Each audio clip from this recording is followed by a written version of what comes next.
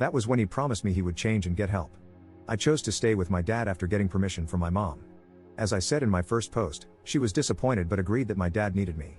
Even after I chose to stay with my dad and uncle, I always stayed in contact with her.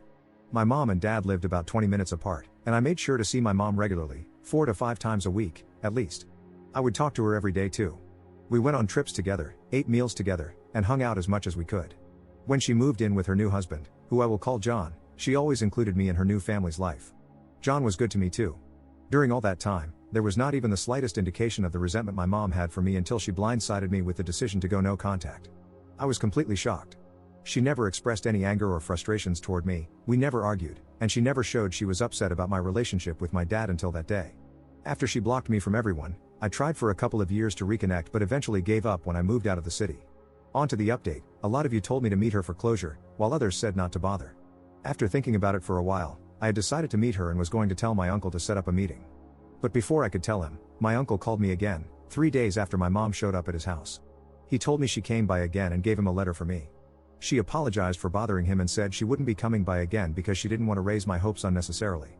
She hoped I would understand after I read the letter. My uncle said she sounded very sincere. I asked my uncle to send me pictures of the letter. It's not that long, and I'll summarize the important bits. The letter was a mix of apologies and well wishes. She wrote that she was sorry for how she treated me back then, especially for saying I'd turn out like my dad. She said she was going through some relationship issues with John, and seeing my dad getting better made her feel bitter because he never tried for her. She thought her second marriage was failing, and everyone around her seemed happy while she was miserable. She mentioned that she listened to some bad advice and regrets it. She said she regrets taking all her anger out on me when she should have gotten help. She said she made up lies to her side of the family so that they would side with her. I don't know what these lies were, as this is all she wrote. She said she got help a couple of years after going no contact but was too ashamed to reach out to me.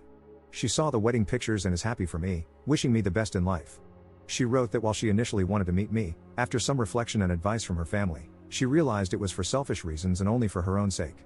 She apologized again and said it's better if we keep things the way they are. She ended the letter by saying she's happy and doesn't want to drag up the past.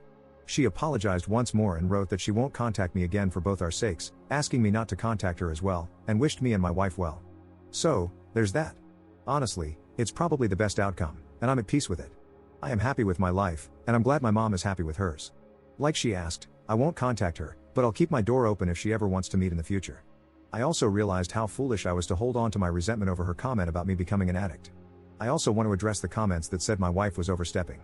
My wife knows all about my past and about my mom. She is a kind soul who sees the best in people. Like I mentioned in a comment on my first post, she was just looking out for me. She wanted me to have no regrets. She did apologize for saying it would be crappy not to meet my mom, but it's all good.